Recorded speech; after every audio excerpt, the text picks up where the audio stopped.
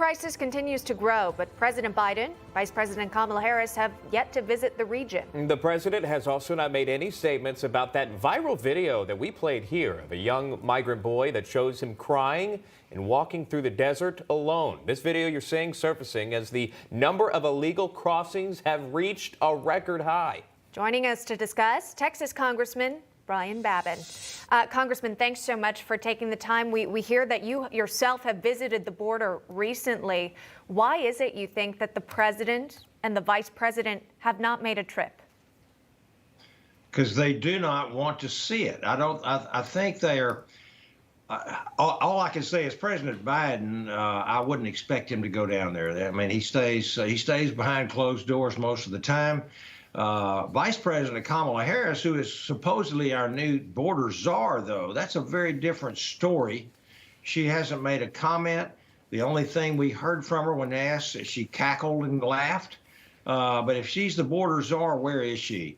And quite frankly, the Biden administration has created this terrible humanitarian disaster that's going on, and to see this young migrant boy coming across the desert, some parent, some coyote, some guardian had turned this kid loose out there in the desert. He's wandering around. This ought to give every American the chills to see that this is going on our border. 19,000 unaccompanied children have come across our border, and it is a humanitarian disaster no matter how you measure it. It's heartbreaking to see that video that we're playing there, and I'm sure, Congressman, what you saw at those facilities would have also been quite concerning. Can you tell us sort of the conditions that these kids were being kept in?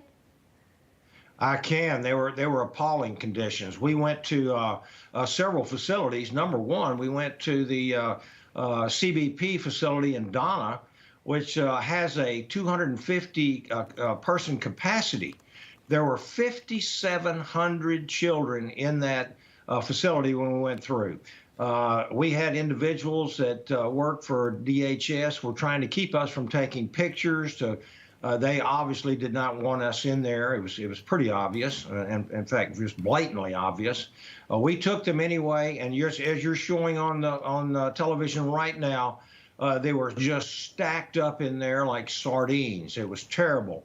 Well, just no social distancing whatsoever. While Dr. Fauci is telling us we've got to social distance and continue to wear masks, they're piled on top of one another, and the cost is staggering. The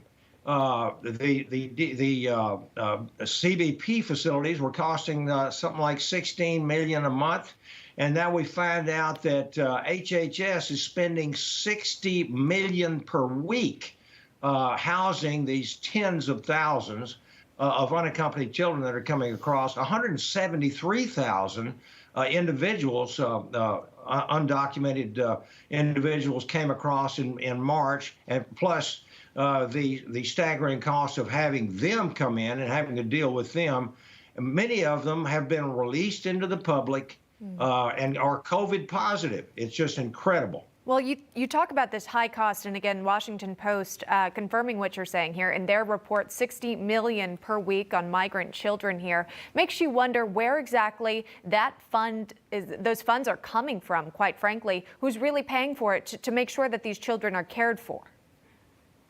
Absolutely. Well, I can tell you it's going to come right out of the hip pockets of the American taxpayer, because we have to accommodate these people coming across.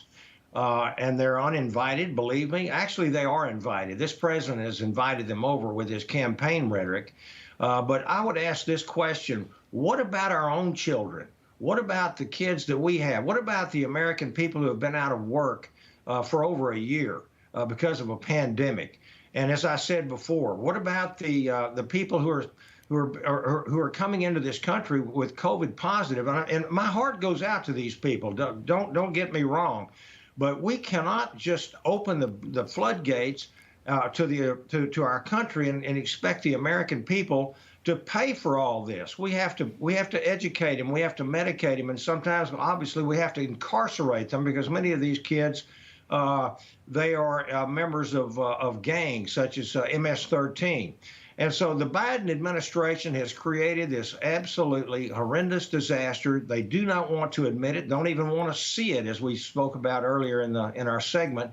And the American people have got to have some kind of security, national security, which is the absolute function, mandate, and duty of the President of the United States. In fact, all of us who are elected officials have to make sure that Americans come first, and we obviously are not. Well, of course, as you say, you expressed, you feel sorry for these people who feel like there's no better option from their home country as opposed to what the United States could offer them. Just clearly, as the president has said, it's not the time. Secretary Mayorkas is set to make his third trip to the U.S. border. Is there something perhaps that he could do while he's there to really turn this crisis around? Absolutely, Emma. What he needs to do is to reverse the reversal that he already put in, and President Biden put with his executive orders on our migrant migrant protection protocols. I think Remain in Mexico is what that program is, and we're barely utilizing that. Title 42, turn these people back during a the COVID pandemic. That has worked, and it is still being used by the Biden administration, but only to a very limited extent. If they were using it fully, as President Trump was doing, we wouldn't have these people coming in by the tens of thousands like we see. And then, for goodness sakes, please start rebuilding, resume the construction of this border wall. When I was down there, it was so obvious the people would come in, they would just come right through the open gaps that were left because the construction was so abruptly halted. And we have $1 billion+ sitting there not being used. In fact, on the contrary, this $1 billion may have to be paid to people to not build the wall now because of what President Biden has done. And there's a lot of evidence, Emma, that the law was broken by President Biden when he executively ordered the construction to be halted as well. Because Congress passed that and mandated that this wall be used and these funds be used for that purpose. Would there be any sort of follow-up investigation into halting those funds? Yes, ma'am, there sure is. The GAO, in fact, I actually wrote a letter asking the GAO to investigate this because we certainly believe that Congress is the one that has the constitutional duty to control the spending and the purse strings of this nation. And we voted $1 billion+ to make sure that this wall gets constructed. And that was done.